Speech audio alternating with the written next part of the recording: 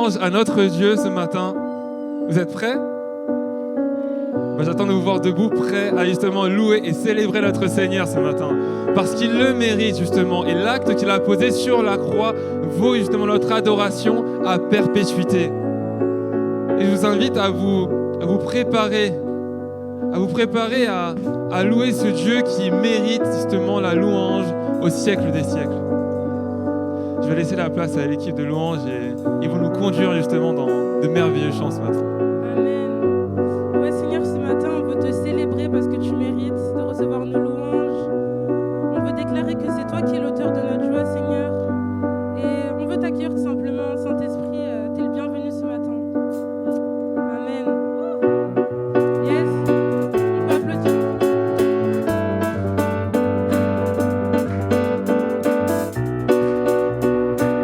Yes. C'est parti ensemble. C'est toi que je choisis. C'est toi que je choisis, puissant Rédempteur, pour guider mes pas. C'est toi que je choisis, oh, source de bonheur, pour fonder ma foi. Jésus, tu es l'auteur de ma joie.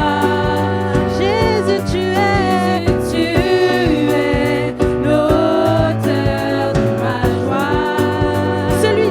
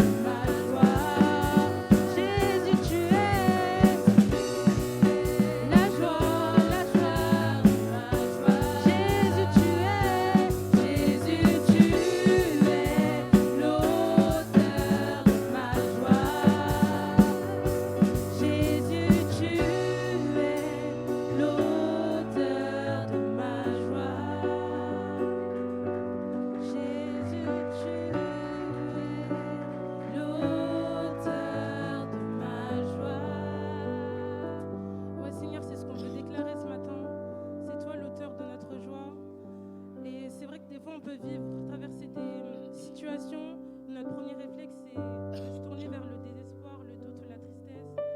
Mais vraiment qu'on puisse être de ceux qui sont capables de dire je veux me réjouir même dans l'épreuve, je veux regarder à toi, même si ça va mal, je vais vraiment m'approcher de ta lumière quand je suis dans l'obscurité, Seigneur. Et on a une seule envie, c'est d'être dans ta présence, Seigneur. On a tellement besoin de toi. Et Seigneur, là où il y a la tristesse, vraiment que tu puisses opérer dès maintenant un changement et viens apporter ta joie. Viens nous remplir encore de ta joie, Seigneur. On veut plus de toi. C'est dans ta présence qu'on vient. Vraiment, je vous invite à parler à votre Dieu ce matin, à lui ouvrir votre cœur. N'attendez pas que les paroles du prochain chant s'affichent pour commencer à élever votre voix, mais tu attends quoi ce matin de la part de Dieu? Demande-lui ce que tu as besoin. Commence à lui ouvrir ton cœur et à lui demander ce que tu as besoin ce matin.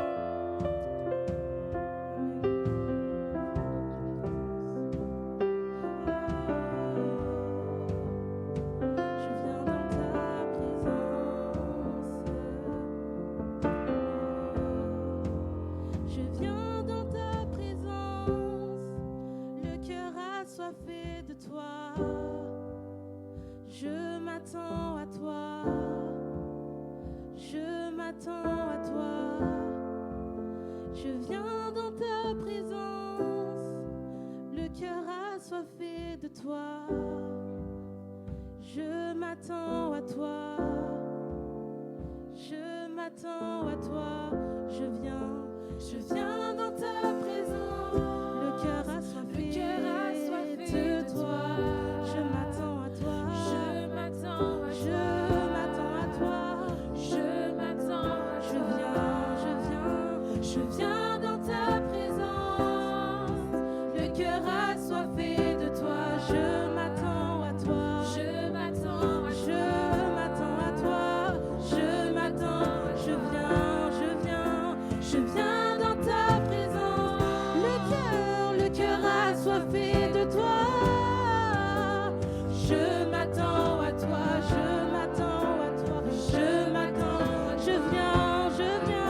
Je viens dans ta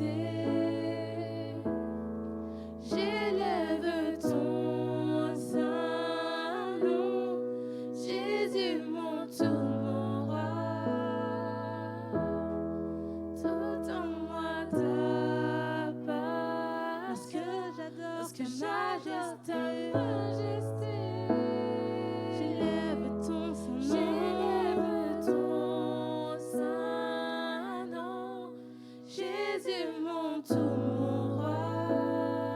Tout en moi t'appartient.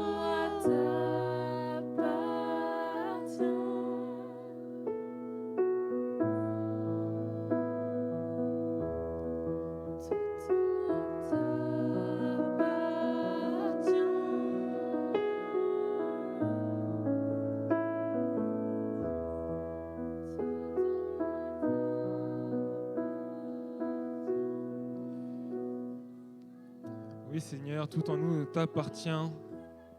Et la vision de Pascal pour cette église, pour cette année qui est une vie mise à part, je pense que nous allons vraiment la vivre cette année. Et dans Romains 12, 1, on nous dit vraiment à quel point c'est important d'être agréable à Dieu. Et comment l'être agréable? En offrant nos vies, en vivant pour lui, en étant de sacrifices vivants. Et je crois vraiment que Dieu nous appelle à cela, comme Pascal nous l'a dit dans sa vision pour l'Église. Que ces mots ne puissent pas juste être des paroles que nous chantons, mais une vérité que nous proclamons par la foi.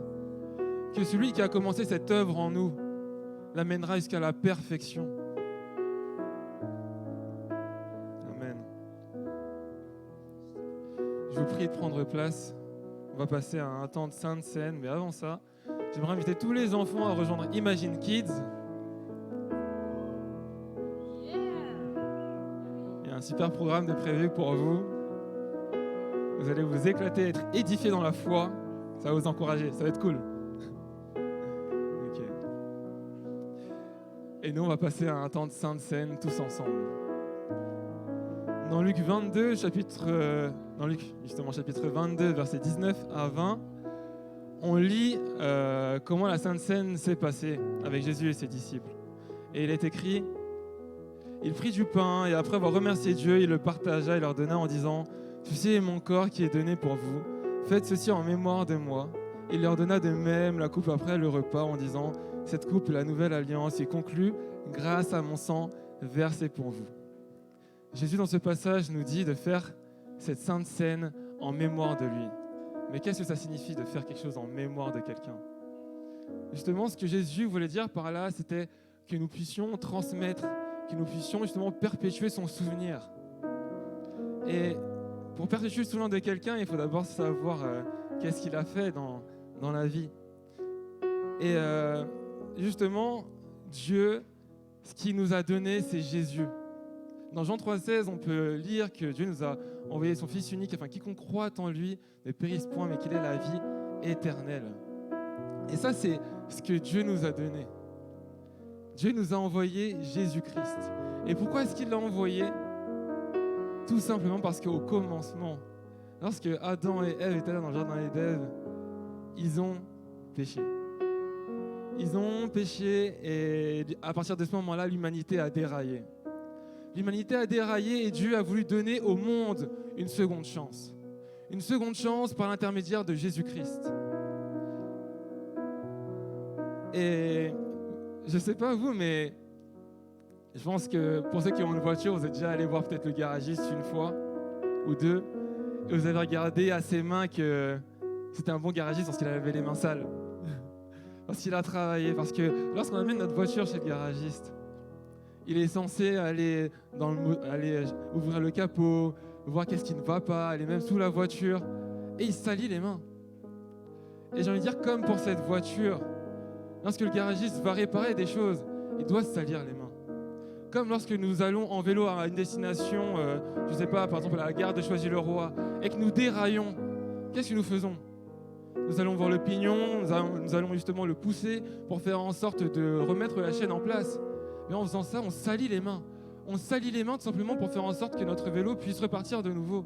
Et Dieu a décidé pas de se salir seulement les mains, mais Dieu a décidé d'envoyer une partie de lui-même, envoyer son Fils unique sur cette terre. Et il n'a pas justement sali juste ses mains, il a sali tout son corps entier. Vous savez, Jésus, lorsqu'il est venu en ce monde, il est venu dans une mangeoire. Personne ici n'est né dans une mangeoire. Lui est né dans une mangeoire. Qu'est-ce qu'une mangeoire? C'est juste un bac, un récipient dans lequel les animaux, justement, mangent leur nourriture ou s'abreuvent tout simplement. Et Jésus est né là-dedans. Tout son corps est venu et tout son corps a été sali pour nous. Mais ce n'est pas que sa venue qui a été traumatisante. Il y a aussi son départ qui a été traumatisant. La Bible nous dit, dans Hébreux 12 au verset 2, au lieu de la joie qui lui était proposée, il a accepté la mort sur la croix, sans tenir compte de la honte attachée à une telle mort, et maintenant il siège à la droite du trône de Dieu. Et tout ça, il l'a fait pour toi. Tout ça, il l'a fait pour justement que tu puisses être réparé. Et comment justement être réparé? Tout simplement en acceptant l'œuvre qu'il a faite pour toi. Alors aujourd'hui, on va justement prendre cette sainte scène tous ensemble. Ce pain et ce vin, enfin du jus de raisin en l'occurrence aujourd'hui, tout simplement pour se dire que Christ a versé son sang pour nous. Son sang justement pour que nous soyons pardonnés de tous les péchés que nous ayons commis et que nous allons commettre même plus tard. Ce sang qui a été versé, ce corps qui a été meurtri pour réparer tes fautes. Réparer tes fautes. Donc on va partager ça ensemble.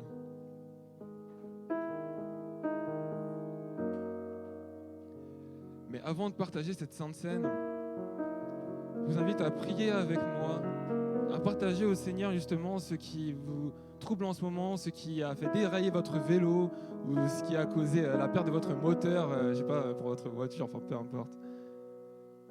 Priez avec moi et juste entrer en communion avec moi, avec le Seigneur.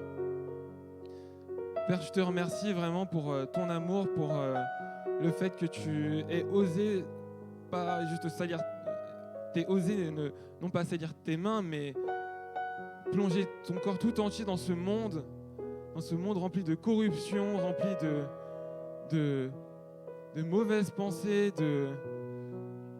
Seigneur, je te remercie vraiment parce que tu n'as pas été à moitié, mais tu as plongé corps et âme, Seigneur, pour nous sauver. Et tu as démontré encore une fois cet amour que tu avais pour nous. Et je veux te remercier vraiment parce que sans cela, on ne serait pas là à te remercier. Et nous n'aurions même pas une vision à long terme sur s'il y aurait après la mort, mais on sait que tu es là.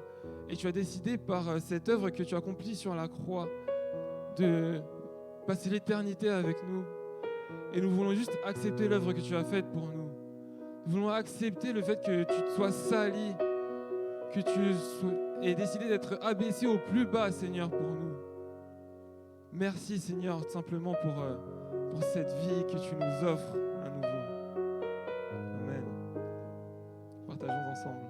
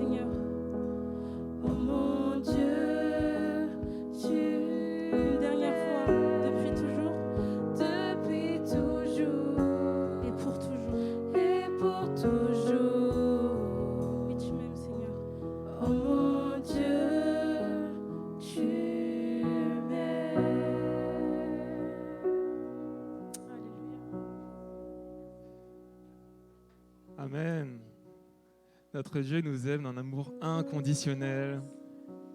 Comme je l'ai dit, il a envoyé son Fils, pas parce qu'on a fait de bonnes œuvres, mais juste parce qu'il nous aimait. Et ça, c'est juste la splendeur de notre Dieu. On va passer à un temps d'annonce ensemble.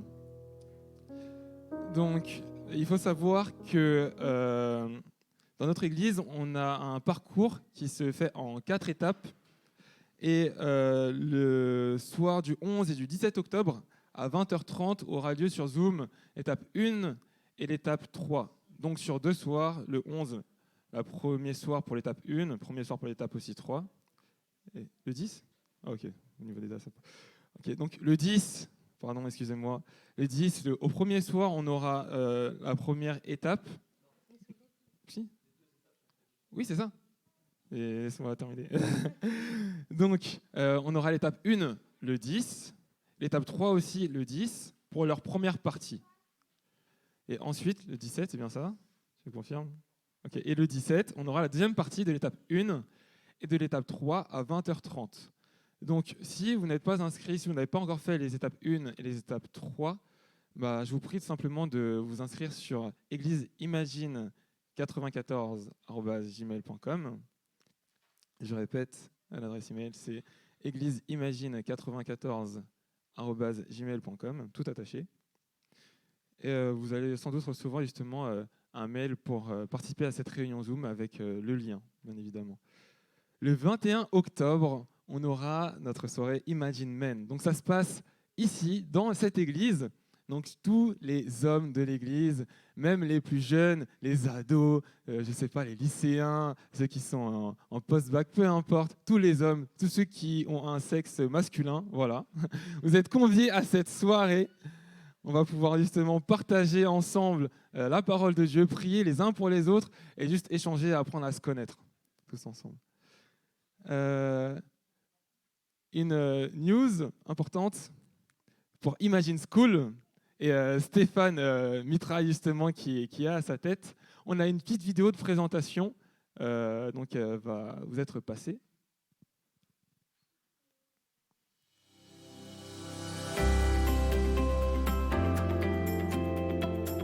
Imagine School est un soutien scolaire de qualité qui permet aux élèves de réussir leur scolarité et c'est gratuit. Donc c'est pour les élèves de la primaire à la terminale. Donc Imagine School, durant cette année scolaire 2022-2023, continuera à faire des cours en distanciel via Zoom, voilà, toutes les semaines. Et une fois par mois, il y aura Imagine School en présentiel pour permettre qu'ils puissent aussi avoir un contact physique entre l'élève et l'Imagine Prof. L'équipe Imagine School a accompagné 30 élèves chaque année et nous avons un taux de réussite de 100% à tous les élèves qui ont passé un examen. Pour inscrire votre enfant à Imagine School, vous pouvez me contacter à l'adresse qui s'affiche. Vous voulez intégrer l'équipe Imagine School, vous avez une compétence en maths, en français, en anglais, en physique, sur l'orientation ou même sur la prise de parole publique pour préparer à l'oral, et vous pouvez vous inscrire à l'adresse suivante. Le succès d'Imagine School, c'est la réussite de tous. Donc nous vous attendons, nombreux et nombreux, pour cette nouvelle année scolaire.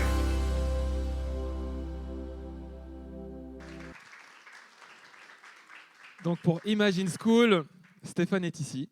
Donc s'il y a besoin, il est là. Okay.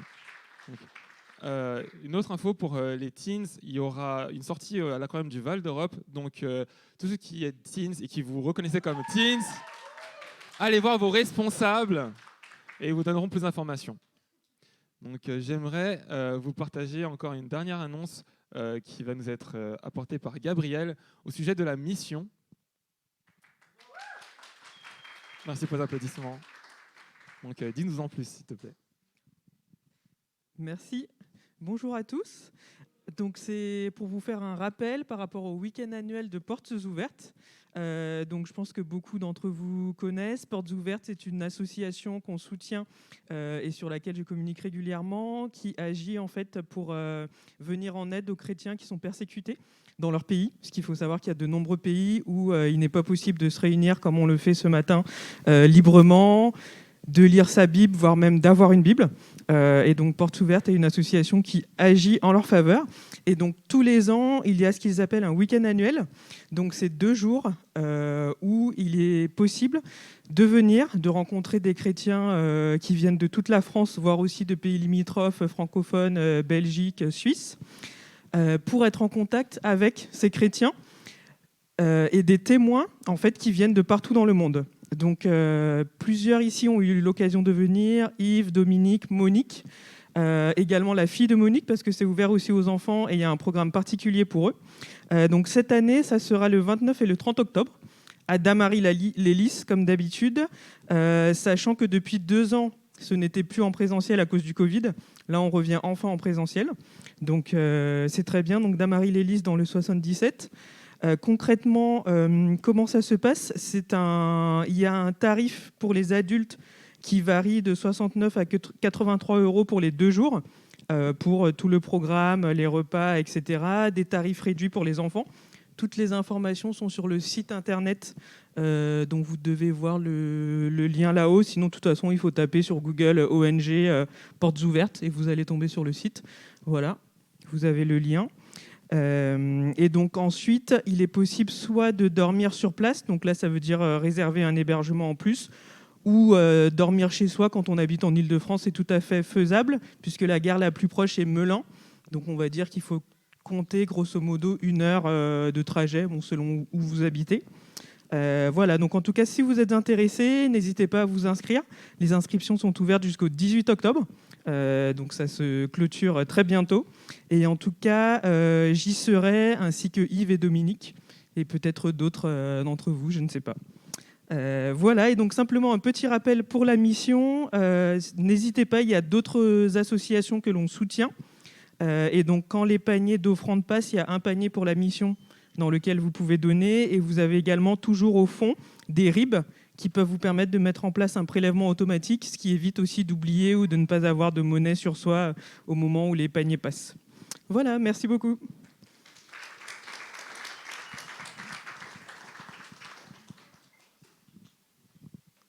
Donc, c'est tout pour nos annonces. Mais je vous invite quand même à aller vérifier sur les réseaux tout ce qui va être encore planifié pour ce mois d'octobre, parce qu'il y en a énormément d'annonces. Donc, que ce soit sur Instagram, que ce soit aussi sur WhatsApp, si vous êtes sur le groupe de l'église, si vous ne l'êtes pas, allez voir Pascal ou Lida pour avoir toutes les informations nécessaires à l'accueil aussi, très important, pour justement participer aux activités de l'église pour ce mois d'octobre. Donc, je vais inviter sans plus tarder Pascal Pfister. Purée. Merci. Ok, on va passer à un dernier chant avec les offrandes. Donc, si vous avez à cœur de donner à notre Dieu, c'est le moment.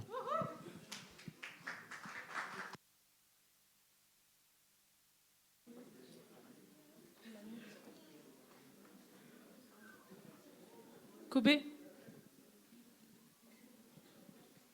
On va encore déclarer la joie du Seigneur.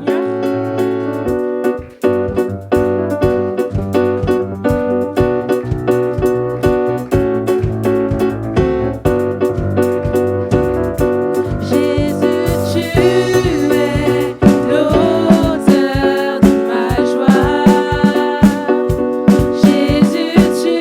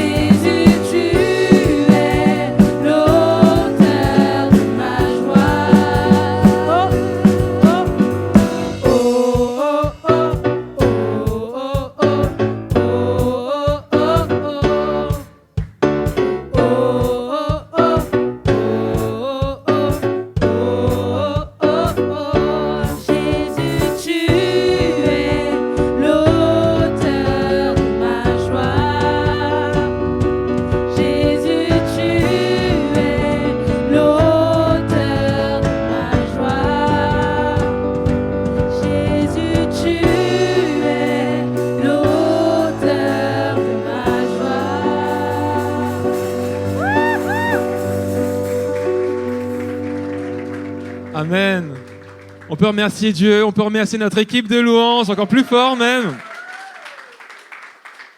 Et cette fois-ci, vous pouvez aussi accueillir chaleureusement, bien évidemment, notre pasteur, Pascal Pfister. Merci, merci. Est-ce que vous allez bien ce matin? Vous êtes en forme? Je sens qu'il y a de la vie là. J'aime quand il y a la vie dans la salle. Alors, est-ce qu'on peut lancer, s'il vous plaît, le teaser de la série en introduction?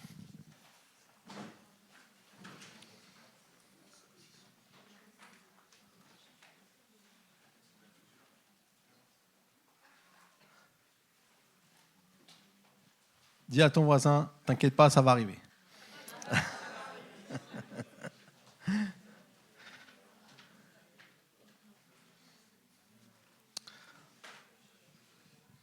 En attendant, j'aimerais vraiment vous dire que cette série qu'on vit en ce moment, qui s'intitule « Ma vie, ma responsabilité », c'est vraiment l'objectif de pouvoir nous préparer et comprendre ce que ça veut dire à vivre une vie mise à part. C'est un peu notre thème de l'année. On va le voir sous différentes formes, on va explorer plein de choses. Mais je crois que c'est important de comprendre que Dieu a quelque chose pour chacun d'entre nous. Et la première semaine, on a déjà vu 2 épisodes. Si vous n'avez pas pu être là, je vous invite à aller sur YouTube pour retrouver les messages. La première, c'était, en fait, on va voir chaque semaine, on va voir une différente chose qui font partie de nos vies et qui nous permettent de pouvoir vraiment vivre une vie mise à part. Et on a vu ma grâce, c'est la base de tout. Sans la grâce de Dieu, on ne peut rien faire. Et comprendre comment la grâce de Dieu a un impact sur nous. Et ensuite, la semaine dernière, je ne sais pas qui était là la semaine dernière, est-ce que vous pouvez lever la main, qui était la semaine dernière? Je pense que vous avez eu un super moment avec Lida qui nous a parlé sur ma foi. Comment la foi, en fait, c'est la manière où on peut expérimenter la puissance de Dieu dans nos vies. Ce n'est pas juste quelque chose qu'on dit comme ça, ouais, c'est super, mais c'est concret. Ça se passe dans nos vies, ça arrive, ça prend place. Et je crois que vous avez été vraiment bénis aussi par ça. Et je crois que dans cette série, ce qu'on va voir, c'est à chaque semaine, on va voir différents thèmes pour pouvoir découvrir ce que Dieu a pour nous. C'est bon? Allez, c'est parti.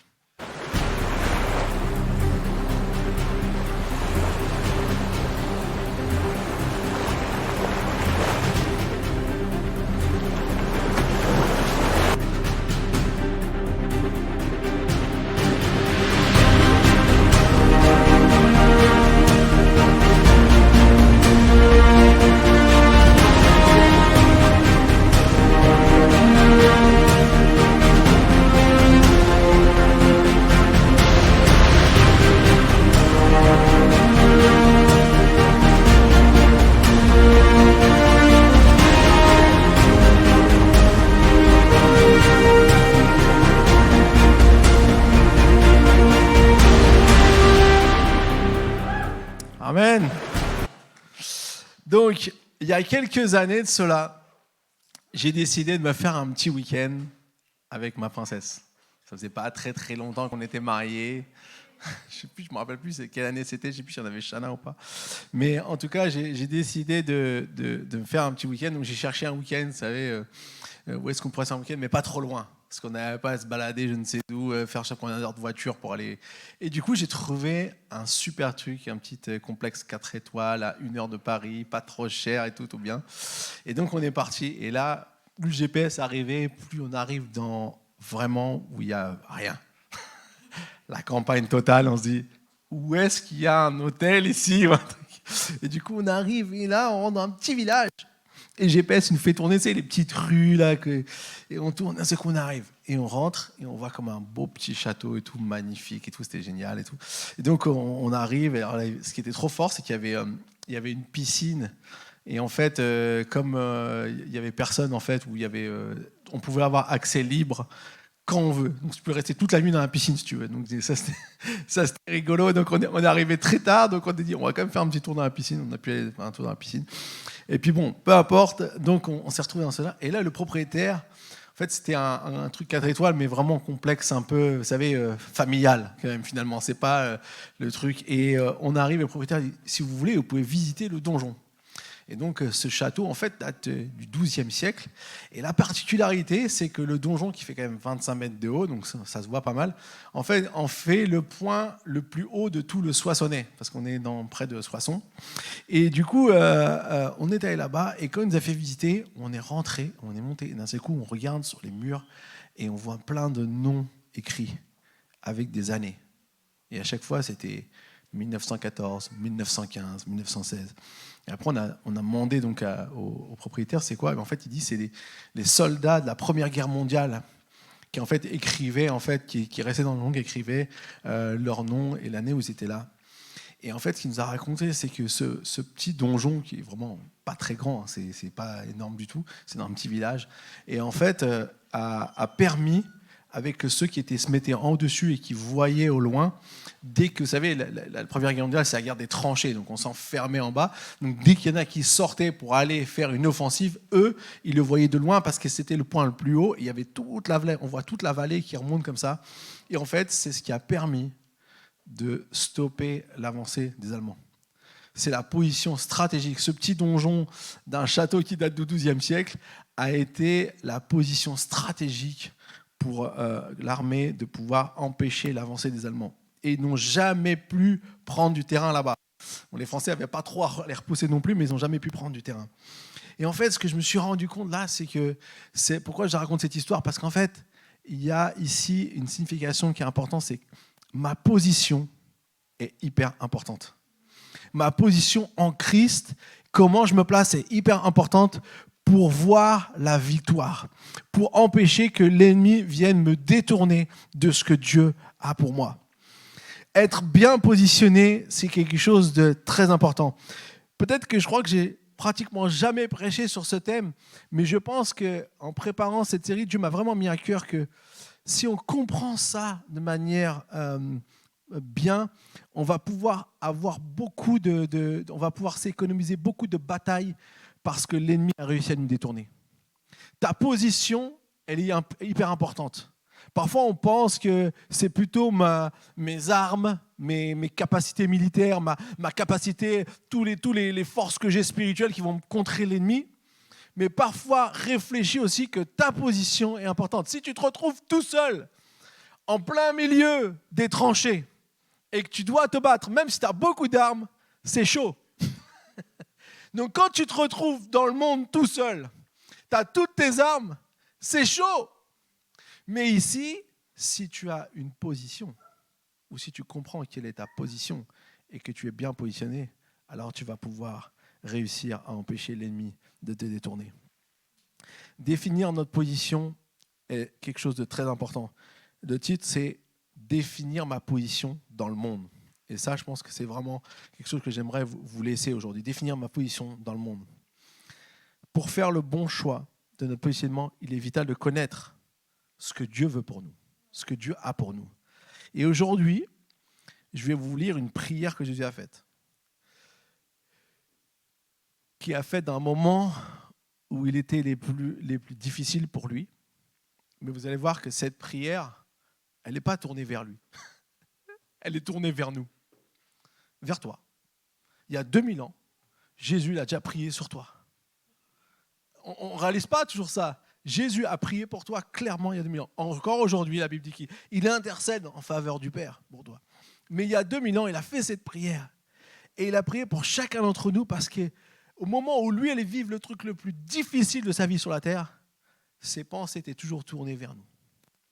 Et lorsqu'on lit cette prière, on va découvrir, et on va se poser 3 questions ce matin, 3 questions qui vont nous aider à comprendre quelle est notre position en Christ. D'accord ? Donc, je ne vais pas la lire entièrement, je vais en lire une bonne partie. On va commencer, c'est Jean 17, chapitre 17, verset 6. « J'ai manifesté ton nom aux hommes que tu as tirés du monde pour me les donner. Ils étaient à toi, tu me les as donnés, et ils ont observé ta parole. Ils savent maintenant que tout ce que tu m'as donné vient de toi, que les paroles que je leur ai données sont celles que tu m'as données et ils les ont reçues. Ils ont véritablement connu que je suis sorti de toi et ils ont cru que tu m'as envoyé. Je prie pour eux. Je ne prie pas pour le monde, mais pour ceux que tu m'as donnés. ils sont à toi. Et tout ce qui est à moi est à toi.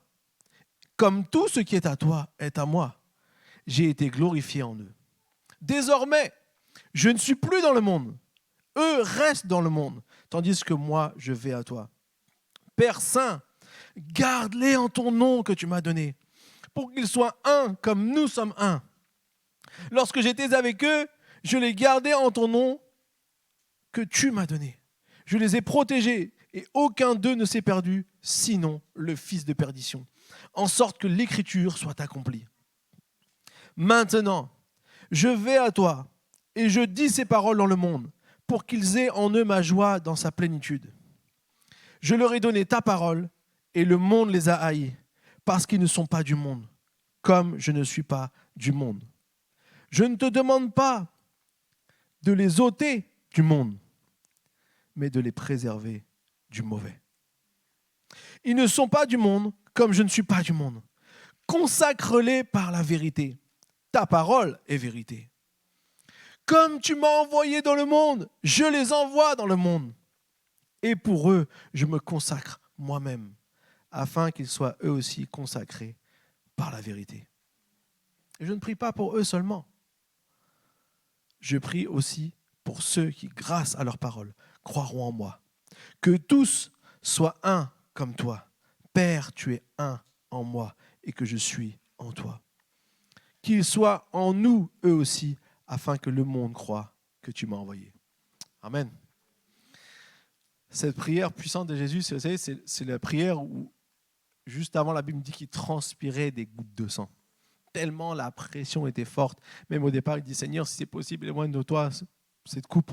Et juste après qu'il ait fini sa prière, il y a Judas qui va arriver avec l'armée romaine pour le délivrer, pour le livrer, pardon, pas pour le délivrer, pour le livrer. Et du coup, il va être là à ce moment-là. Mais ici, Jésus, il a fait une prière déjà pour ses disciples, mais aussi pour ceux qui croiront, qui sont nous. Nous, aujourd'hui, on a cru. Et je crois que c'est important de découvrir que dans cette prière, Jésus nous donne beaucoup de vérités importantes et de clés qu'on peut avoir pour notre vie. La première question que j'aimerais qu'on se pose aujourd'hui, c'est à qui j'appartiens ? À qui j'appartiens ?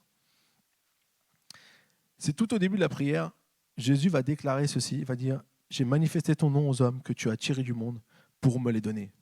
Ils étaient à toi et tu me les as donnés. » Et je crois que c'est intéressant de voir ici que quand on vient à Jésus, c'est comme si on change de propriétaire. On va me dire, oui, mais moi j'appartenais à mes parents. Oui, de base. Mais en vérité, celui qui t'a vraiment fait, c'est Dieu.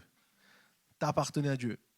Mais en changeant de propriétaire à Jésus, en fait, comme on appartenait à Dieu, mais que le péché nous mettait une barrière entre lui et nous, on était sous l'influence du diable. Et donc, quand on vient maintenant à Jésus, et qu'on reconnaît Jésus, c'est comme si on retrouve notre communion avec Dieu et qu'on a cette communion parfaite aussi au travers de Jésus. En fait, avant, tu es sous l'influence de ce que la Bible appelle le prince de ce monde. Pourquoi il est le prince de ce monde ? Parce qu'il a réussi à semer le péché et au travers de ça, il a un pouvoir, il a une influence sur tous ceux qui pêchent. Parce que le péché nous coupe de Dieu. Dieu ne peut pas s'allier au péché. Dieu va dire à Jésus, on est un ensemble. Parce qu'il y a une unité parfaite, il y a un amour parfait. Même nous, dans nos relations, on sait qu'on n'est pas parfait. Même si on aime beaucoup une personne, eh bien, on n'est pas parfait. Et parfois, il va y avoir des choses qui vont peut-être nous séparer à un moment donné. Par la grâce de Dieu, on peut pardonner, on peut revenir, on peut se remettre bien. Mais ici, c'est ce qui s'est passé, c'est qu'on était coupés. Et donc, c'est le diable qui a une influence. Et c'est pour ça que le monde, il est dur. C'est pour ça que le monde, ça fait souvent mal. C'est pour ça que le monde, il veut pas, c'est pas là où on trouve nos encouragements. C'est pas là où on trouve les choses qui vont nous aider à avancer. Au contraire. C'est là où on va trouver les choses qui, leur but, c'est de nous détruire. Alors, pas au premier abord. Peut-être qu'au premier abord, ça paraît super bien. Ça paraît Ça donne envie. Ça paraît peut-être alléchant, mais l'objectif qui est derrière, c'est l'objectif du prince du monde. Et c'est quoi son objectif? C'est voler, tuer, détruire. Premièrement, le monde, il va te voler des choses que Dieu veut que tu aies. Ensuite, il va faire mourir des choses en toi pour au final arriver à ta destruction. Et si tu ne me crois pas, demande à des personnes qui ont été très loin dans le monde ou qui reviennent de très loin, on va dire. Je peux vous garantir, c'est incroyable comment on peut se retrouver anéanti sous une puissance qui nous détruit. En tant que pasteur, j'ai accompagné des personnes qui malheureusement se sont détruites dans le monde, qui ont été jusque peut-être à des choses incroyables. Et même aujourd'hui, même certaines personnes n'ont tellement plus d'espoir qu'ils préfèrent s'enlever la vie. Il y a en fait tout ce qui est mauvais est dans le monde parce qu'elle est sous l'influence du prince de ce monde. N'oublions jamais ça. Alors heureusement, Jésus est venu donner sa vie pour qu'il y ait un chemin de libération pour beaucoup d'hommes et de femmes dans ce monde. Et ici, ce qui est intéressant, c'est qu'il dit « Tu me les as donnés ». Mais il n'a pas encore vraiment été à la croix, vous me dire. Ça va se passer quelques temps après. En fait, ça se passera le lendemain, si on prend la situation du texte. Quand Jésus a fait ses prières, c'est le lendemain qu'il a été crucifié. Et du coup, pourquoi Jésus peut dire déjà ces paroles? C'est parce qu'en fait, en vérité, ça a déjà été accompli. C'est juste que ça doit se passer, ça doit arriver. Mais dans son cœur, il a déjà fait cette démarche. C'est juste que maintenant, Jésus doit passer par ce chemin de souffrance. Et ce qu'on peut donc comprendre, c'est qu'on est passé d'une unité avec le mal à une unité avec la source du bien dans ce monde. C'est pour ça que quand tu viens à Jésus, il y a des choses que tu vas recevoir que tu pourras trouver nulle autre part. Tu peux chercher. D'ailleurs, beaucoup de gens, quand ils rencontrent Dieu, ils disent « Ça y est, j'ai trouvé ». Ils ont cherché. Peut-être qu'ils souffraient d'un manque d'estime d'eux-mêmes. Donc, ils ont cherché l'approbation des autres. Et à chaque fois, on les a plus utilisés que vraiment leur donner l'approbation. Et donc, ils ont cherché dans plein de différentes choses parce qu'ils pensaient que ça allait faire quelque chose de bien dans leur vie. Mais ils arrivent à la même conclusion. J'arrive toujours au même point. Mais quand on trouve Jésus, on comprend qu'on a été approuvé. Et on le ressent, et on le vit, et on l'expérimente. Et ça, aucun homme ne peut le faire. Personne ne peut le faire. Il n'y a que Dieu qui est capable de le faire. Et donc, du coup, on découvre maintenant qui on est vraiment. Et c'est lorsqu'on découvre cela, qu'on découvre la source du bien, qu'on découvre que notre appartenance a changé. On n'est plus du monde. Même si on vit dans le monde, on est d'accord, hein. On n'est pas sur une planète, la planète du Saint-Esprit. Non, on est bien dans ce monde, mais on n'est plus du monde. Peut-être certains, vous me direz, mais qui dit le pasteur là? En fait, c'est quand on découvre pleinement cette réalité qu'on a en Jésus, qu'on commence à découvrir une dimension nouvelle. Une dimension qui est importante de comprendre. Je vais vous le détailler un peu. En fait, quand on choisit de reconnaître Jésus, comme il nous l'a dit, on devient un avec lui et avec Dieu. Théologiquement, il y a une unité parfaite. Alors, c'est difficile à décrire avec nos exemples humains, mais certains théologiens l'ont décrit de cette façon. C'est une danse qu'il y a entre le Père, le Fils et le Saint-Esprit. Si vous imaginez, ils se donnent la main, ils dansent comme ça en permanence. Et qu'est-ce qui fait circuler tout ça? C'est l'amour parfait. L'amour parfait donne. Ça se transmet de l'un à l'autre. C'est pour ça que l'amour, ça ne peut jamais être centré sur soi-même. C'est toujours obligé d'être une communion. Même Dieu tel qu'il est, il a l'amour qui circule. Père, Fils, Saint-Esprit. Imaginez-vous, ça tourne. Et nous, on arrive en Jésus et on entre dans cette ambiance parfaite. D'ailleurs, ceux qui font leur rencontre avec Jésus, même moi, j'ai rencontré, j'étais chrétien, j'étais fils de pasteur, j'étais fils d'eux, comme dit. Nous, les fils d'eux. Pasteur. J'ai vu quelques petites tentations, donc j'ai préféré. Mais donc, du coup, On est fils de pasteur. Et quand on est fils de pasteur, déjà, on nous plaque plein de choses qu'on devrait faire et tout ça. Et moi, j'ai haïssé ça, donc je faisais le contraire exprès. J'étais mon âme rebelle. De temps en temps, je dois aussi remettre un clou pour crucifier ma chair. Mais bon, voilà, je finis. Mais donc, du coup, ici, on voit vraiment que quand moi, j'ai dit oui à Jésus, mais j'ai expérimenté un truc incroyable. Pourtant, je connaissais toutes les histoires. J'ai baigné dans cette atmosphère. Mais le jour où moi, j'ai choisi, où moi, j'ai dit oui, ça a tout changé. Et j'ai expérimenté une paix. Je me rappelle, je crois que c'était une des meilleures semaines de ma vie. Pourtant, ça s'est vraiment passé dans un temps vraiment bizarre. J'étais au groupe de jeunes. J'en avais rien à cirer. Moi, je venais au groupe de jeunes. C'était juste pour être à la fin avec mes amis et qu'on mange un truc sympa et qu'on boit et qu'on s'amuse. Parce que j'habitais à la campagne. Et quand vous êtes à la campagne, il n'y a que ceux qui ont vécu à la campagne qui savent ce que c'est la solitude. Je veux dire, vous ne pouvez aller voir personne si quelqu'un vous emmène, s'il n'y a pas quelqu'un qui vous emmène. Vous ne pouvez pas sortir de chez vous et dire, je vais voir mon pote. Ça ne se passe pas, ça. Ou quand on a une mobilette, ça peut. C'est ce qui a été mon cas. Alléluia, mon père m'avait acheté une mobilette, il avait permis que j'ai une mobilette. Mais du coup, quand il fait froid à la campagne, en Normandie, bien l'hiver, là, il faut prendre la mobilette, on réfléchit à 2 fois. Est-ce qu'on sort ou pas? Non, mais on reste à jouer à la console tout seul. Mais quand il y avait le groupe de jeunes, on y allait, on sortait, donc c'était la sortie. Donc là, on n'allait pas rater la sortie. Sauf que moi, je n'avais rien à faire de ce qu'il disait. Je me mettais au fond et je dormais, je laissais passer le temps jusqu'au moment où ça y est, c'est la fin.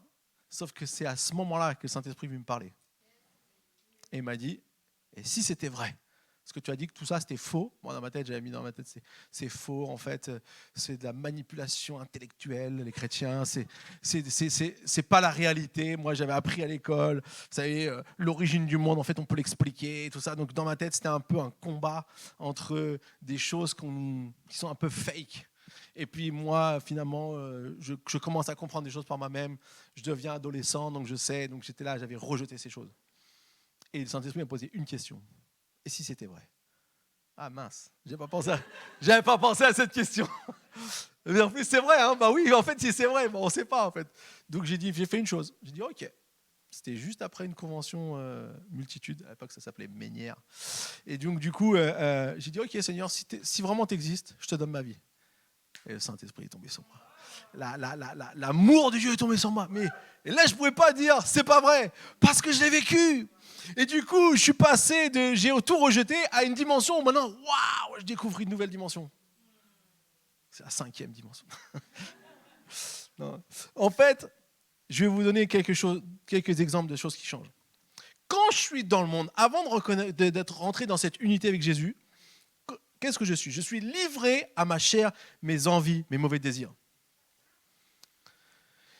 Mais la bonne nouvelle, c'est que Jésus est venu prendre tout ça à la croix. Il est mort pour nos péchés. Et qu'est-ce qu'il a fait? Il a envoyé son Saint-Esprit pour que nous ne soyons plus esclaves de la loi du péché et de la mort, mais qu'on puisse recevoir la loi de l'esprit de vie. Donc avant, je suis livré à ma chair, mes envies, mes mauvais désirs. Vous allez me dire, oui, mais moi, c'est encore vrai aujourd'hui. Peut-être, mais tu as une nouvelle dimension. Je n'ai pas dit que les mauvaises envies, les mauvais désirs s'en vont. Non, mais on a une nouvelle dimension. C'est quoi? C'est or le Seigneur, c'est l'Esprit. Et là où est l'Esprit du Seigneur, là est la liberté. Tu peux être libre. Tu n'es pas obligé d'être esclave de tes mauvais désirs. Tu n'es pas obligé de vivre avec ça en esclave. Tu peux avoir la victoire.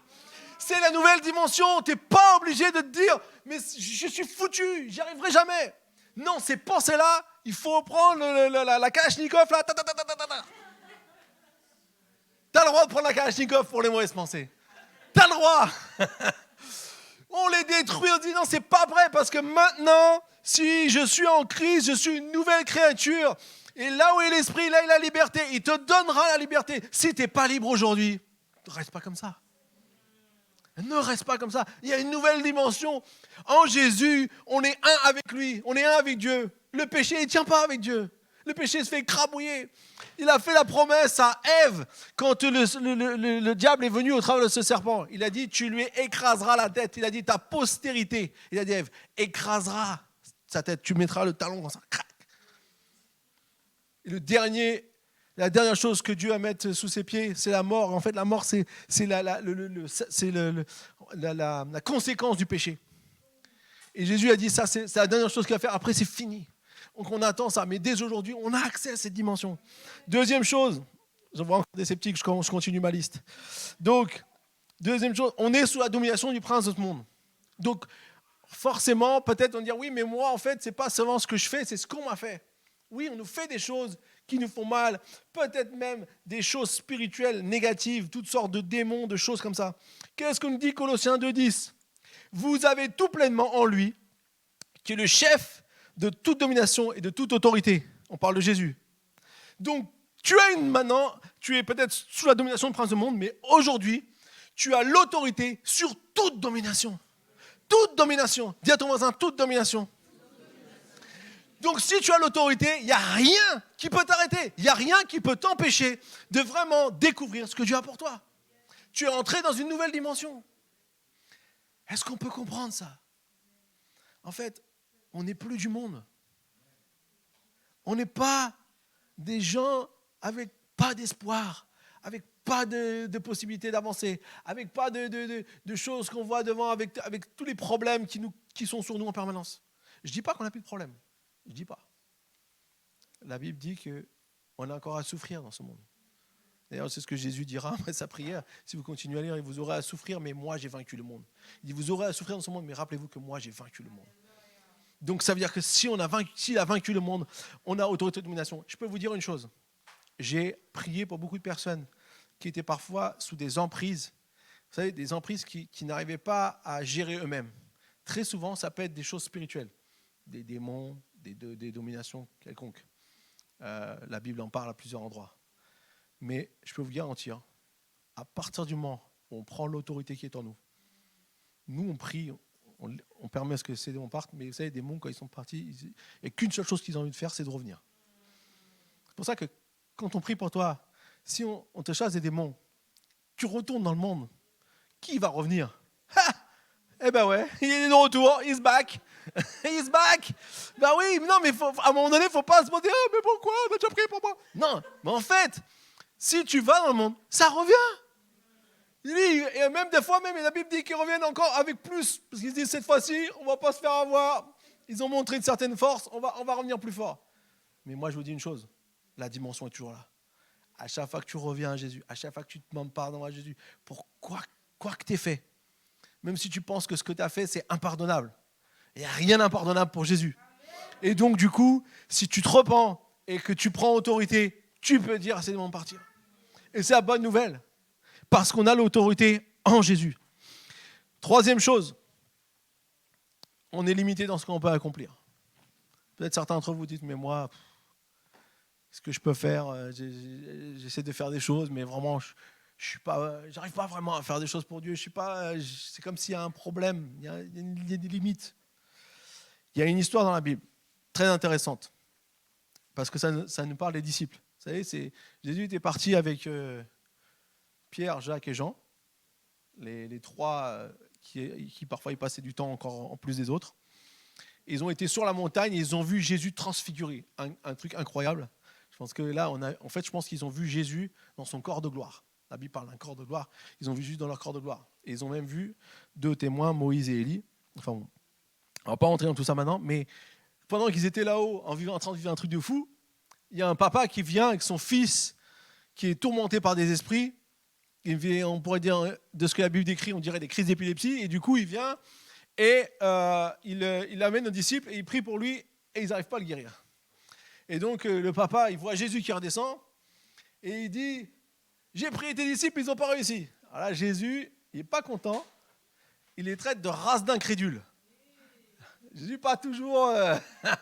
non, il dit génération incrédule, pardon. Génération incrédule. Et du coup, en fait, là, il dit ces choses et là, on se dit, mais attends, c'est dur un peu.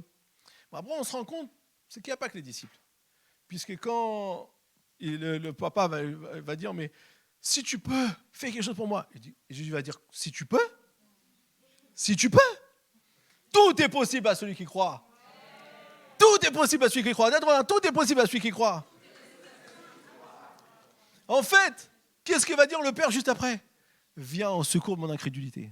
Donc on se rend compte que l'incrédulité était peut-être un peu chez les disciples, mais pas que chez les disciples, ou chez ce papa. C'est qui explique aussi un peu les choses. Et puis après, Jésus dira qu'il y a des démons qui sortent que par le jeûne et la prière. Mais en fait, ce qu'on voit ici, ce que j'aimerais relever, c'est que tout est possible par la foi. Tu ne peux plus vivre une vie de limite. Tu n'as même pas le droit de vivre une vie de limite. Quoi? Pas le droit? Si, parce que sinon, tu ne comprends pas à quelle dimension tu as accès. Tu ne réalises pas que tu as accès à la dimension de Dieu, de l'unité parfaite qui existe entre Dieu, son Fils et le Saint-Esprit. Et quand on rentre dans ça, ça veut dire qu'on a accès par la foi, parce qu'on croit que Jésus est, parce qu'on croit que ce que Jésus est capable de faire, parce qu'on croit ce que Dieu est capable, on a accès à ça. Et donc, du coup, on peut déclarer ces choses-là, on peut vivre ces choses-là. Alors, vous allez me dire, oui, mais moi, j'ai déjà prié pour des choses, et rien qui s'est passé. C'est vrai. Je ne veux pas dire aujourd'hui que tu mets 2 € dans l'automate. Mais la bonne nouvelle, c'est qu'on peut toujours réaliser et découvrir cette dimension qu'on a accès. Si vraiment on met notre foi en Dieu. Et c'est aucun de nos échecs qui peut prendre le dessus. Sinon, si on commence à penser comme ça, on retourne dans une pensée de limite. Dieu est plus grand, Dieu est tout puissant. Et surtout, Dieu a une finalité que nous, des fois, on ne comprend pas. Et je peux vous le dire parce que je l'ai expérimenté. J'ai expérimenté. Prier pour quelqu'un, et alors qu'il était malade, et après, finalement, il est mort. C'est difficile, c'est pas facile. On se dit, mais Seigneur, pourquoi? Dieu a une finalité. Et on ne sait pas toujours ce que Dieu avait prévu dans sa gloire. Mais la bonne nouvelle, c'est qu'on ne doit pas limiter nos pensées au travers de ce que nous pouvons accomplir, mais de croire par la foi encore et encore et encore. Amen. Dernière chose, c'est que j'étais destiné à la mort. C'est fou de se dire que chaque personne qui vient sur la terre, si il n'y a pas cette connexion avec Dieu, en tout cas quand ils sont enfants, la Bible dit que c'est sûr qu'ils vont au ciel, mais plus tard, s'il n'y a pas cette connexion avec Dieu, quelque part, leur destinée, c'est la mort. C'est pas joyeux de se dire ça. Casse l'ambiance, là. Et pourtant, c'est une réalité. Mais la bonne nouvelle, c'est que lorsque je choisis Jésus, je découvre que maintenant, il y a une nouvelle destinée pour moi. C'est la vie éternelle. 1 Corinthiens 15 nous l'explique bien, et je vais vous lire quelques versets. Verset 54. Lorsque ce corps corruptible aura revêtu l'incorruptibilité et que ce corps mortel aura revêtu l'immortalité, alors s'accomplira cette parole de l'Écriture. La mort a été engloutie dans la victoire. Mort, où est ton aiguillon? Enfer, où est ta victoire? L'aiguillon de la mort, c'est le péché. Ce qui donne sa puissance au péché, c'est la loi. Mais que Dieu soit remercié, lui qui nous donne la victoire par notre Seigneur Jésus-Christ. Qu'est-ce que Paul dit ici? Il explique qu'un jour, tout le monde aura un corps de gloire. Ce corps corruptible, qui justement, la maladie parfois atteint, ou même les années atteignent. Et du coup, une fois qu'on aura réalisé que parce qu'on est en Jésus, on rentre dans cette dimension où on aura ce corps de gloire, alors ça sera la fin de la mort. Il n'y aura plus de mort. Ça sera la vie pour toujours. Ce chemin que Dieu a barré quand Adam et Ève ont péché dans le jardin d'Éden, la Bible nous dit qu'il a fermé le chemin qui mène à l'arbre de la vie et de la mort. Parce que si tu choisis le mauvais, tu n'as plus de retour en arrière. Quand ils ont pris l'arbre de la connaissance du bien et du mal, oups, il a tout de suite fermé le chemin qui mène à... Mais celui qui a ouvert ce chemin, c'est Jésus. Parce qu'il lui nous donne la vie au travers de ce qu'il a pour nous. C'est lui qui nous donne la vie, c'est lui qui va un jour faire que la mort va disparaître et qu'on aura la vie éternelle. C'est un concept difficile pour nous, la vie éternelle, parce que nous, on est humains, on va mourir un jour, mais ce qu'on choisit ici est tellement important. Ta position est tellement importante. La dimension que tu peux avoir en Jésus, c'est tellement grand. Ce que j'aimerais juste pourquoi je vous dis ces choses? Parce que j'aimerais que vous réalisiez, quand Jésus a prié ici, c'est quand même fou que Jésus a prié pour nous. Que Jésus a prié, c'est-à-dire a déclaré que ces choses vont se passer pour qu'on puisse entrer dans cette dimension. Alors, ne restons pas du monde. Ne nous associons pas avec le monde. Quand je suis plus du monde, ma manière de penser change et donc mes actions changent. Si tu veux réaliser qui tu es et qui t'appartient, à qui tu appartiens dans ce monde, si tu dis que tu appartiens à Jésus, tu vas découvrir ce que Jésus veut pour toi et tes pensées vont être transformées. On verra ça dans le Connect Group. Vous allez voir ça dans le Connect Group. Tes pensées vont être transformées. Et quand tes pensées sont transformées, tes actions changent. C'est pour ça que parfois, soyons honnêtes, on a besoin un peu de redécouvrir ce que ça veut dire appartenir à Christ. Vous savez, on choisit un jour et on pense que ça y est, on a choisi. Et c'est vrai qu'on a déclaré, on a fait un choix, c'est super. Je ne dis pas qu'on perd notre salut. Mais par contre, ce que je sais, c'est que je pense qu'on a besoin de faire ce choix très souvent. Ou se rappeler du choix qu'on a fait. Parce que parfois, on a tendance à repartir. Et quand on repart, et ben, du coup, on retombe dans une autre manière de penser. Et donc, nos actions changent. C'est pourquoi il est primordial de se rappeler constamment que ce n'est pas parce qu'on a eu accès à ces réalités qu'on les fait siennes obligatoirement. En vérité, on peut toujours à nouveau commencer à repenser comme le monde et donc à agir comme le monde. Mais c'est à ce moment-là qu'il est important que tu te rappelles à qui tu appartiens. En fait, qu'est-ce que tu as choisi? À qui as-tu choisi d'appartenir? Parce qu'en fait, la réalité, c'est que tu n'appartiens pas de force. C'est ton choix. Et tu peux faire le choix d'appartenir à Jésus comme tu peux faire le choix de ne plus appartenir à Jésus. Par contre, ça, j'y crois. Et malheureusement, j'ai vu des personnes qui avaient fait le choix d'appartenir à Jésus et qui finalement ont fait le choix de ne plus appartenir à Jésus. Et ça fait tellement mal. Ça fait tellement mal. Et la Bible me dit que pour eux, c'est très difficile de revenir. Parce que quand on a connu, c'est très difficile de revenir. Et je vais vous dire, c'est le choix qu'a fait le diable. Il connaissait Dieu. Il était un des anges, on l'appelait l'ange de lumière. Lucifer, ça veut dire ange de lumière.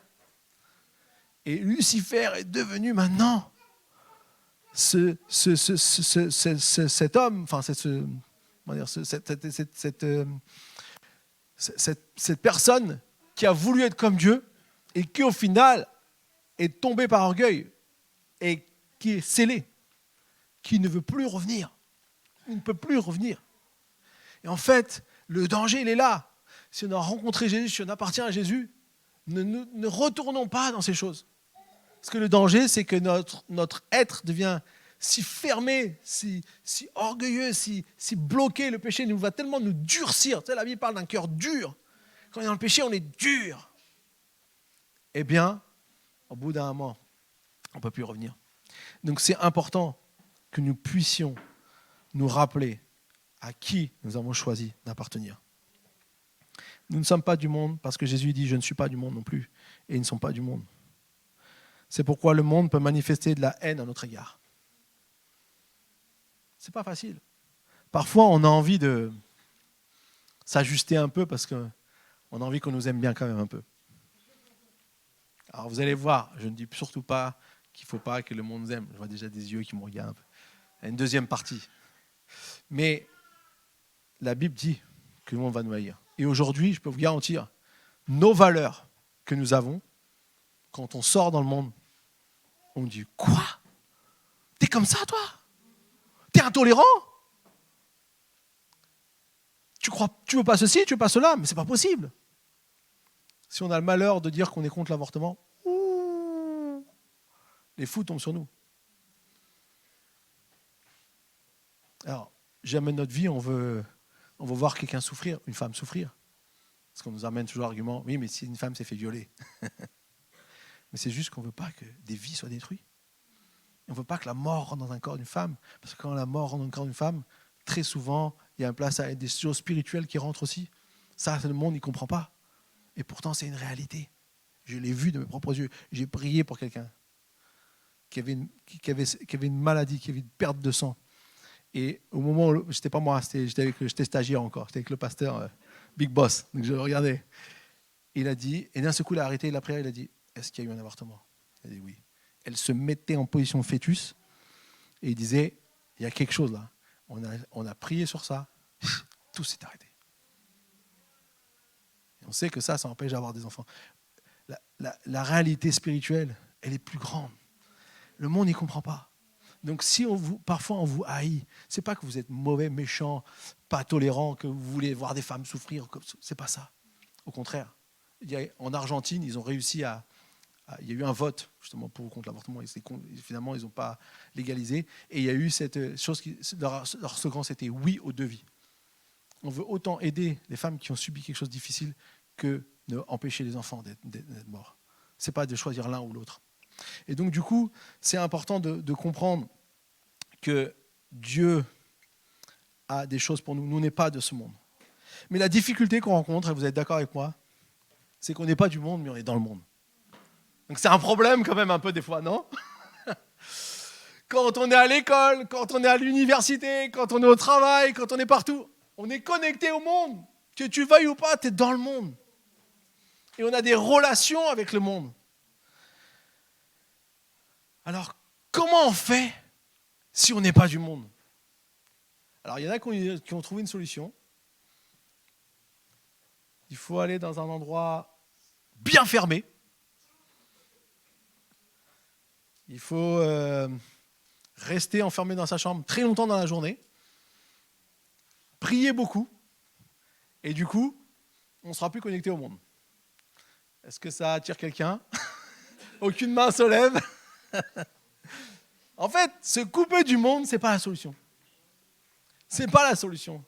Parce que ce n'est pas ce que Dieu veut. C'est pas ce que Jésus a prié. Alors, que des gens recherchent Dieu de manière personnelle et très forte, je ne veux pas les critiquer, je ne veux surtout pas les juger. Mais en vérité, si c'est l'image qu'on a pour essayer de réussir à ne pas pécher dans ce monde, on se trompe. On se trompe parce que ce n'est pas ce que Dieu veut. En fait, si je ne suis pas du monde, est-ce que je dois être avec le monde? La réponse que Jésus dira dans sa prière, c'est « Je ne te demande pas de les ôter du monde, mais de les préserver du mauvais, du mal. » Jésus a toujours des bonnes phrases, Jésus. C'est bien Jésus, Et en fait, ça c'est le concept, c'est vraiment ce que j'avais à cœur. Je sentais que le Seigneur avait à cœur depuis longtemps de parler sur ça, c'est que on n'est pas du monde, on doit comprendre qu'il y a une autre dimension pour nous, mais on doit comprendre qu'on est appelé à être dans le monde. Et certainement pas se couper du monde. Et certainement pas dire « Moi, je suis un chrétien. Toi, tu es un pauvre pécheur. Tu es du monde. » Vous savez, des fois, on parle du monde de manière ultra négative, ultra « Oh, le monde oh là là. » Mais il ne faut pas oublier qu'on est dans le monde. Dans le sens, on vit quand même dedans. Alors, on n'est pas du monde, ok, parce qu'on a Jésus, parce qu'on a eu la grâce de Dieu, mais avant, on était comme eux. Donc, des fois, il ne faut pas oublier d'où on vient. C'est comme les gens qui réussissent dans la vie, là, parfois les grands sportifs, parce qu'ils ont un talent, et surtout, ils ont peut-être eu la chance d'être dans les bons recrutements, parce qu'il y a des grands talents, je pense qu'il y en a plein. Mais des équipes de foot, il ne faut que 11 joueurs, il ne faut pas 1000 joueurs. Donc, du coup, à un moment donné, il n'y en a pas toujours des centaines et des centaines qui peuvent sortir. Donc, c'est même dans plein de bons joueurs, il n'y en a toujours que quelques-uns qui vont réussir. Donc, c'est toujours aussi une part de capacité, une part de chance, une part de tout ce qu'on veut, une part de destinée, si vous voulez. Mais du coup, la bonne nouvelle, c'est qu'il y en a certains, des fois, ils se rappellent d'où ils viennent et ils retournent dans leur quartier, ils retournent et ils aident aussi, parce qu'ils ont beaucoup de moyens, donc ils peuvent aider. Et donc, du coup, ce qui est important pour nous aussi en tant que chrétiens, c'est de ne pas faire ces stars-là qui ne savent plus d'où ils viennent. Ils ne mettent plus les pieds là-bas. Non. À Bondy, non, je ne mets plus les pieds. Moi, ça jamais en l'air. Toute ressemblance serait fait qu'une pure coïncidence. Donc, du coup, ce qui est important pour nous, c'est de comprendre qu'on on est bel et bien dans ce monde. Mais Jésus, justement, il va nous donner la clé. Alors, on va nous dire, oui, mais quand on vient du monde, pasteur, il faut se couper un peu de certaines choses du monde. Oui. Parce que Jésus a dit, je ne donne pas de les ôter du monde, mais de les préserver du mal. Et parfois, pour se préserver du mal, pour se préserver peut-être des tentations qu'on avait avant dans le monde, c'est peut-être bien des fois de couper certaines choses. Des relations toxiques, couper. Des habitudes mauvaises. Si vous êtes chrétien et que tous les samedis vous allez en boîte, c'est comme ce que je disais au début. Vous avez toutes vos armes de chrétien, mais vous vous retrouvez au milieu du champ de bataille tout seul. C'est plus difficile. C'est plus facile pour l'ennemi de t'avoir. Que si tu es au groupe de jeunes, à Imagine Youth, là déjà c'est mieux. Là déjà c'est plus facile. Là tu recharges en plus tes munitions. Donc tu peux aller après, tu peux aller à l'université, là où tu es obligé d'être dans le monde, tu vas à l'université, tu es bien. Oh, ils ont réveillé notre petite chérie. Oh là là. Elle va s'endormir, gloire à Dieu. Merci pour les mamans et les papas. Donc, nous ne cherchons pas à nous couper du monde, mais à nous préserver du mal. Et vous savez quoi ? C'est pourquoi vous pouvez y arriver ? Parce que Jésus l'a demandé à son Père. Je ne te demande pas de les ôter du monde, mais je te demande de les préserver du mal. Dieu va vous aider à vous préserver du mal. Dieu Tout-Puissant, le Père de Jésus, va vous préserver, va vous aider à vous préserver du mal. C'est incroyable. Donc, parfois, il faut qu'on se rappelle que c'est ce que Jésus a prié pour nous.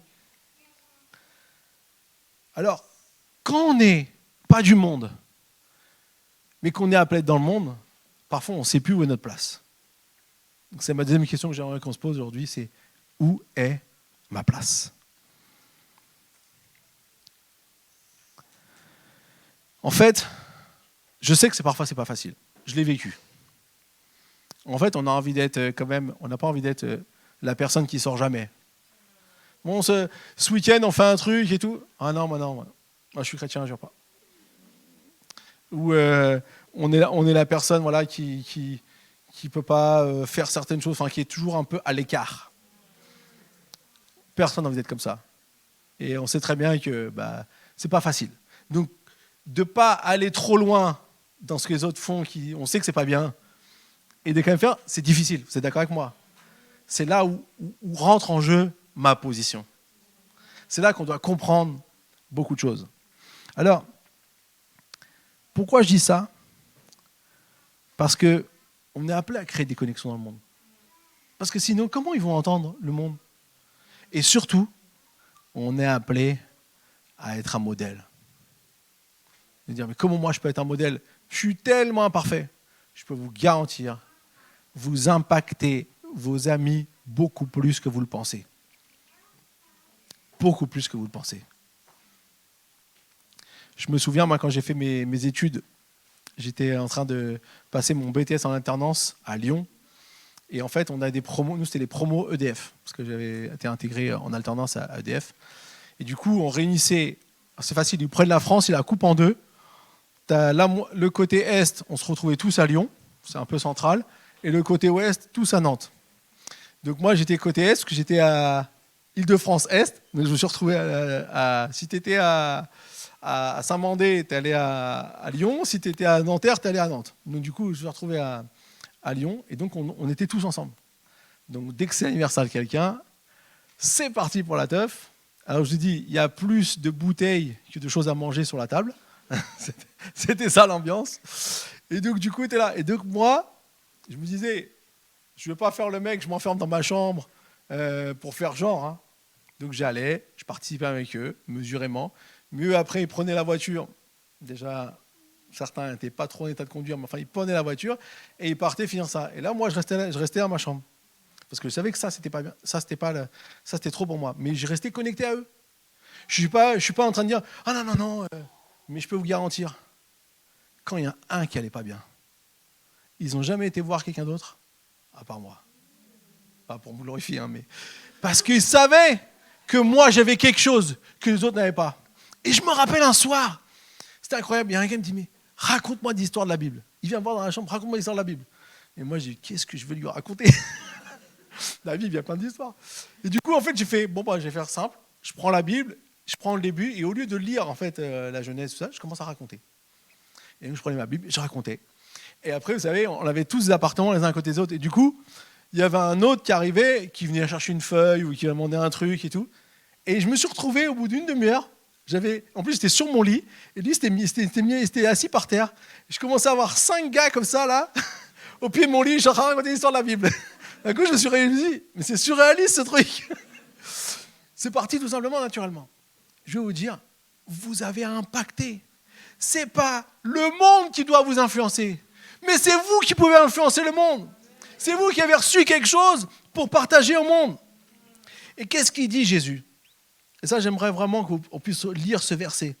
Maintenant, juste avant de parler qu'il nous a du monde, maintenant je vais à toi et je dis ces paroles dans le monde pour qu'ils aient en eux ma joie dans sa plénitude.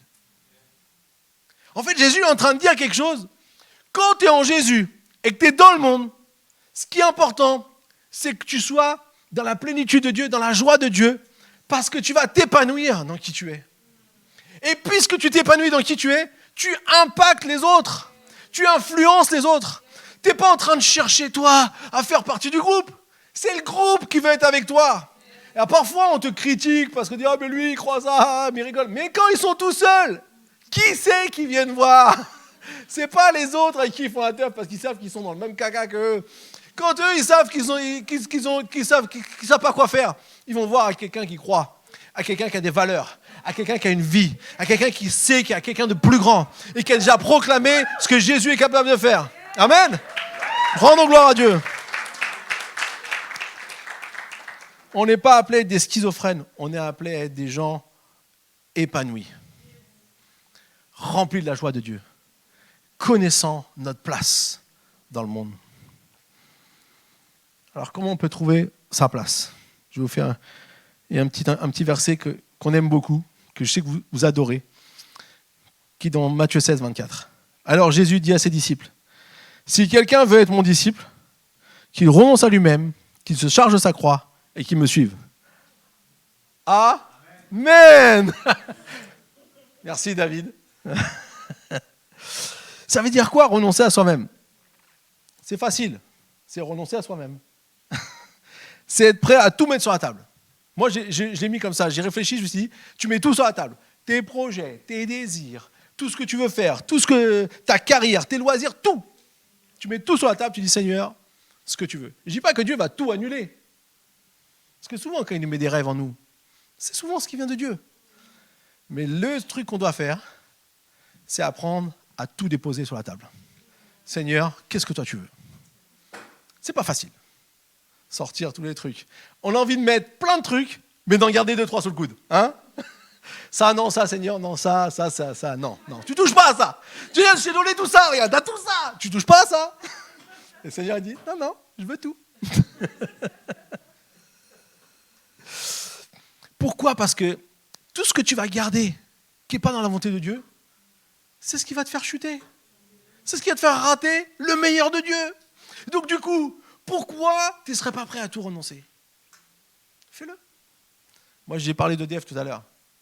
Je me rappelle, un jour, je regardais, je voyais des posts. Vous savez, quand on est dans une grande entreprise, il y a toujours des posts qui tombent sur les mails, tout ça. Donc, je regardais des posts, et là, j'avais vraiment mis mes yeux sur des posts à l'étranger. Genre, à l'époque, on développait les centrales nucléaires, et en fait, la France, on est un peu leader mondial dans les centrales nucléaires. Et du coup, je voyais des posts au Brésil, Californie. Et moi, jeune de 22 ans, là, je dis aïe. T'imagines, tu vas travailler au Brésil, tu vas travailler en Californie, j'étais là aussi.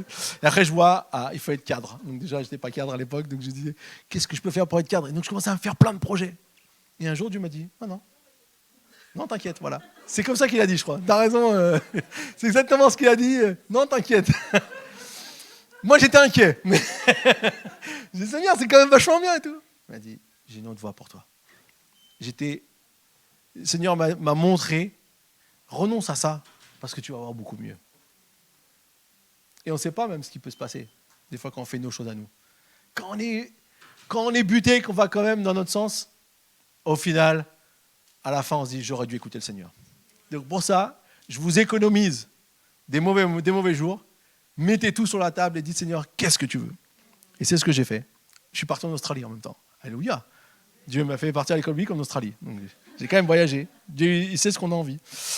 Donc, deuxième chose, se charger de sa croix. Alors ça, souvent pour nous, c'est difficile à comprendre parce qu'on se dit, attends, il n'y a que Jésus qui peut porter une croix. On est d'accord, hein? Parce qu'on sait ce qui se passe sur la croix. Ce n'est pas seulement le fait de la porter, hein. C'est ce qui va se passer sur la croix. Jésus, il a été crucifié sur la croix. Alors, oui, ce n'était pas évident, mais en fait, ce que Jésus a fait, en allant sur la croix, c'est qu'il a manifesté la gloire de Dieu.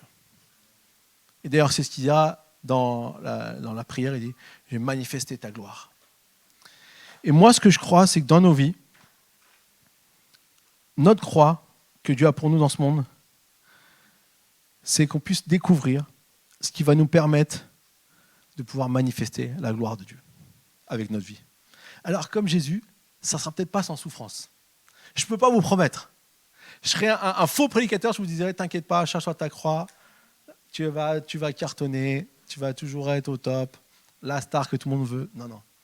Parfois, peut-être il y aura des choses difficiles, il y aura peut-être des renoncements qui seront difficiles, il y aura peut-être des sacrifices, des choses comme ça. Peut-être ça nous fera souffrir un peu.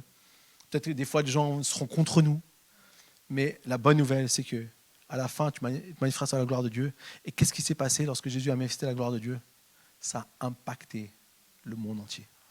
Et quand tu es prêt à porter ta croix, c'est-à-dire à entrer dans ce que Dieu a pour ta vie, même si parfois c'est difficile, je peux te garantir, la gloire et l'impact que tu auras sur les autres, c'est juste incroyable. Et parfois, il y a certaines personnes qui se rendront compte de tout ça une fois qu'ils seront au ciel. Des fois, on se rend compte sur la terre parce qu'on a une certaine renommée. Mais franchement, je peux vous garantir, moi je sais qu'il y a des personnes, sur la terre peut-être on ne les aura pas élevées, mais par contre, dans le ciel, ils vont être élevés. Rappelons-nous qu'il y a des récompenses dans le ciel. On a tous accès gratuitement en Jésus. Mais les récompenses, c'est en fonction de comment on a vécu sur la terre. Si tu vis que pour toi, tu peux être sauvé, mais tu n'auras pas une grosse récompense. Pas de amen, pas de amen. Mais c'est la vérité. Mais par contre, si tu découvres ce que Dieu veut pour toi, et que tu es prêt peut-être à faire quelques sacrifices, peut-être faire quelques efforts dans ce monde, parce que tu sais qu'il y a quelque chose de plus, parce que tu sais qu'il y a une dimension supplémentaire, tu vas voir comment déjà, rien que dans ce monde, tu vas vivre mieux. Et puis en plus, tu auras une récompense dans le ciel. Et la troisième chose qu'il nous dit, c'est suivre Jésus, qui se charge de sa croix et qui me suive. Au final, ce qui compte, c'est de suivre Jésus. Parce que c'est lui qui me permet de toujours retrouver ma place et revenir à ce qu'il a pour nous. À partir du moment où on ne suit plus Jésus, même si on a fait ce qu'il fallait, ça devient dangereux. Ça devient très dangereux parce que parfois on doit revenir. Personne ne vit une vie chrétienne parfaite. Personne n'a choisi Jésus, a fait ce qu'il voulait et a toujours tout fait parfaitement. Il y a des petits écarts. C'est-à-dire qu'il y en a qui ont une ligne presque droite, il y en a qui fait plus comme ça, mais peu importe. Ce qui est important, c'est de suivre Jésus. À partir du moment où tu suis Jésus, alors tu vas trouver ta vraie place dans ce monde. Et tu pourras impacter le monde par la puissance de Dieu au travers de toi. Alors quand tu as trouvé ta place, tu es prêt à découvrir à la raison pour laquelle Jésus nous a envoyés dans ce monde. J'ai appelé ça « Quelle est ma mission dans ce monde ?» La troisième question. Et je vous promets, j'ai bientôt fini. Je vais aller vite. En fait, il n'y a qu'une seule manière de servir Dieu dans notre vie. Enfin, il n'y a pas qu'une seule manière de servir Dieu dans notre vie, pardon. Par contre, on doit comprendre dans la prière de Jésus, c'est qu'on n'a qu'une seule mission dans ce monde. Vous savez ce que c'est ? C'est quand Jésus dit « Je ne prie pas seulement pour eux, je prie aussi pour ceux qui, grâce à leur parole, croiront en moi. » En fait, dans tout ce qu'on fait dans le monde, si peut-être tu étais appelé à être, je ne sais pas moi, dans certains hommes d'affaires, infirmiers, ouvriers, pasteurs, ingénieurs, professeurs, sportifs, peu importe ce que tu es appelé à faire dans ce monde, en fait, il n'y a qu'une seule chose qui est vraiment notre mission, c'est que d'autres puissent croire en Jésus. C'est la chose qu'on ne fera plus au ciel. Louer Dieu, on va louer Dieu 10 000 fois mieux qu'ici.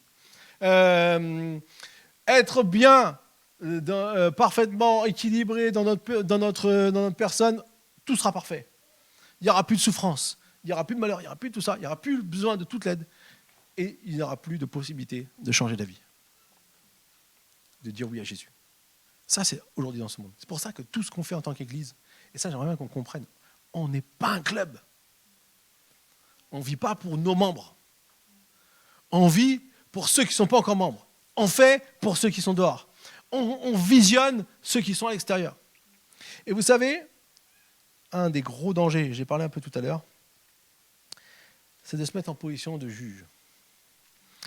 Et ce qui est intéressant, tu sais, on connaît tous Jean 3,16, car Dieu a tant aimé le monde, qu'il a donné son Fils unique, afin que quelqu'un qu'on éternel. Pour les faire en mode rapide. Et en fait, il y a le verset 17. Dieu, en effet, n'a pas envoyé son Fils dans le monde pour juger le monde, mais pour que le monde soit sauvé par lui. Jésus n'est pas venu juger. Qui sommes-nous pour juger? Par contre, ce que Jésus veut, c'est que le monde soit sauvé. Donc nous, on doit avoir l'attitude de dire, on veut sauver. Mais pensez un instant, mettez-vous à la place de sauveteur. Par exemple, vous êtes sur la plage, l'été, et vous savez, il y a le poste de garde là, avec les sauveteurs. Et d'un seul coup, on les voit courir.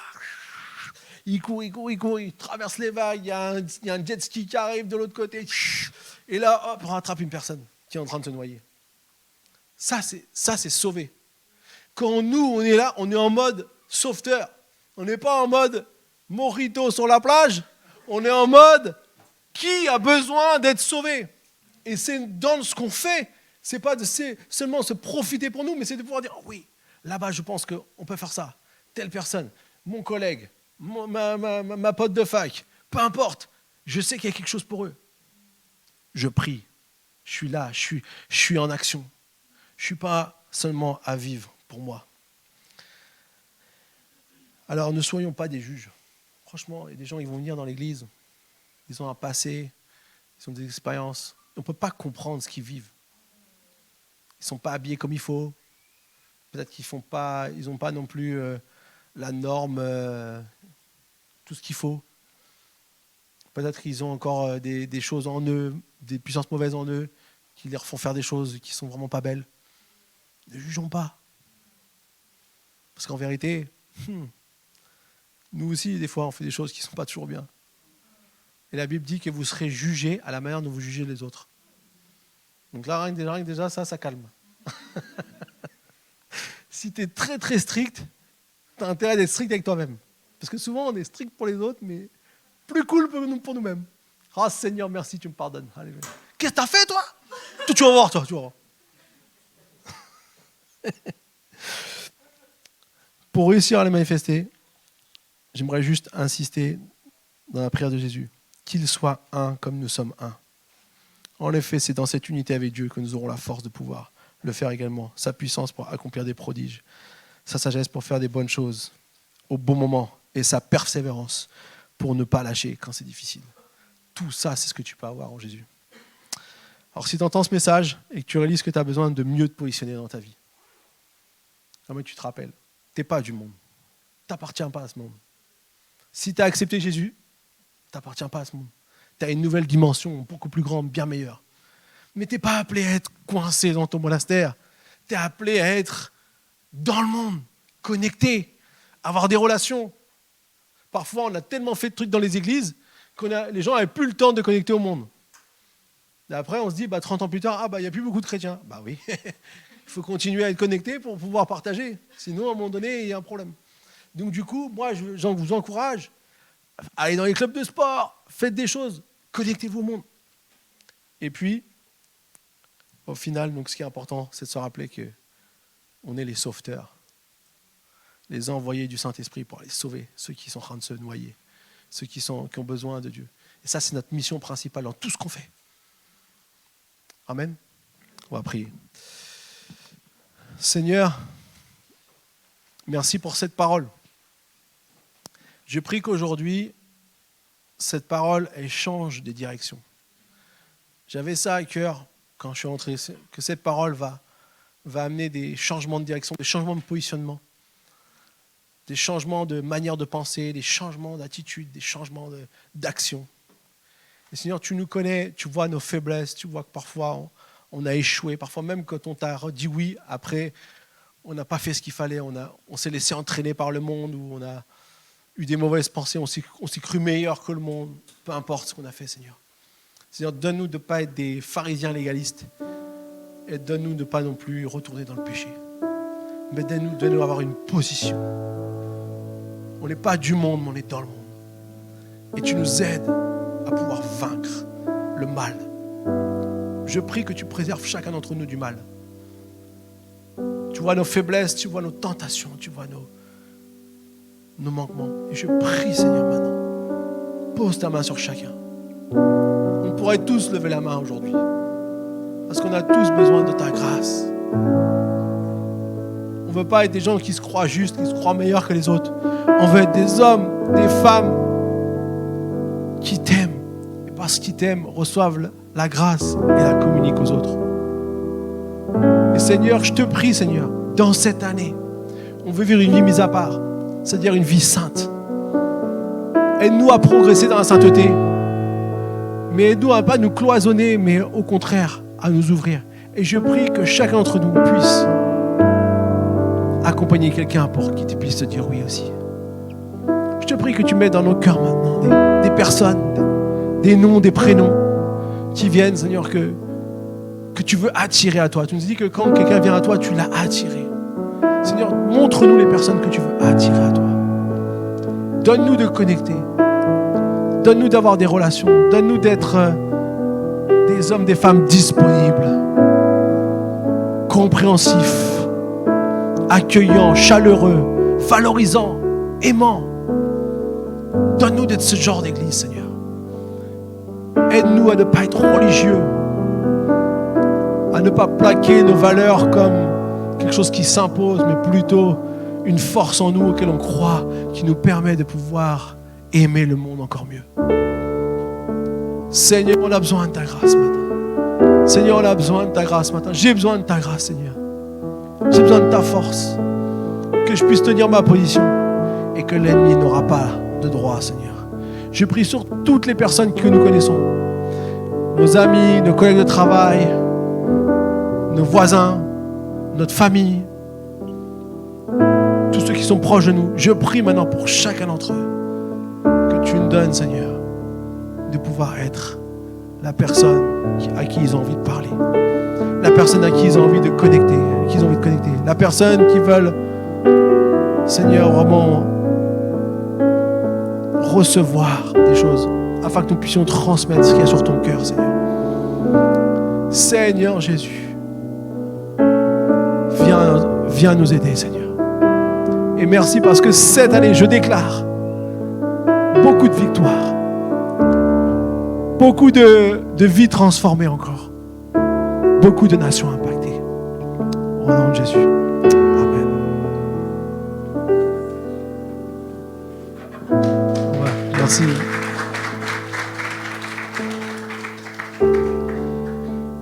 Alléluia. Je sens que le Seigneur vraiment veut qu'on puisse garder cette parole. Garder cette parole. Réécoutez-la s'il faut. Mais qu'elle puisse vraiment changer notre vie. Amen. On va chanter un dernier chant et je vous prie qu'on puisse vraiment louer le Seigneur. Est-ce qu'on peut louer le Seigneur? On peut chanter ce que tu jouais là? J'ai envie de le chanter. Tu connais pas?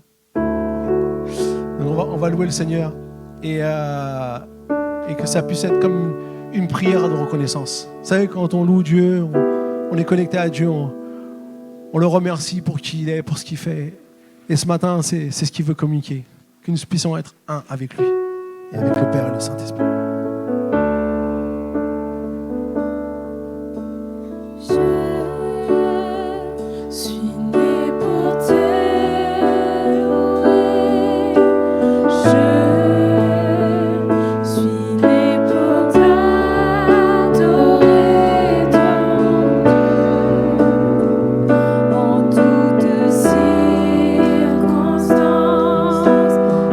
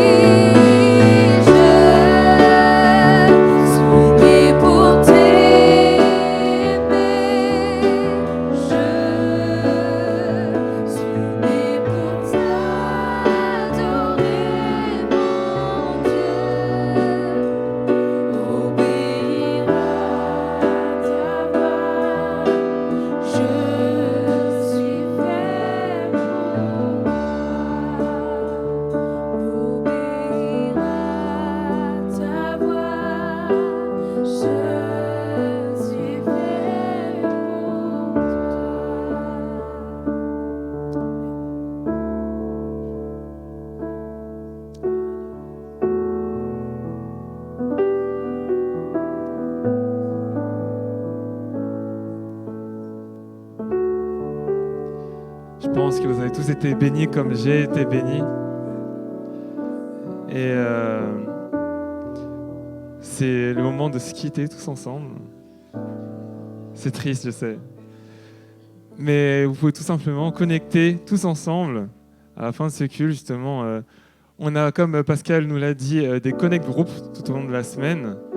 Et si vous souhaitez vivre des moments de communion fraternelle en plus de juste la fin des cultes, parce que parfois on a plein de choses à faire qui nous attendent à la maison, je vous invite à les rejoindre. Il me semble qu'à l'accueil, il y a encore des flyers que vous pouvez consulter sur place pour savoir quel connect group intégrer et avec qui passer justement du temps avec des frères et sœurs comme le temps qu'on vient de passer ensemble. Donc je vous souhaite de passer un excellent dimanche et soyez bénis.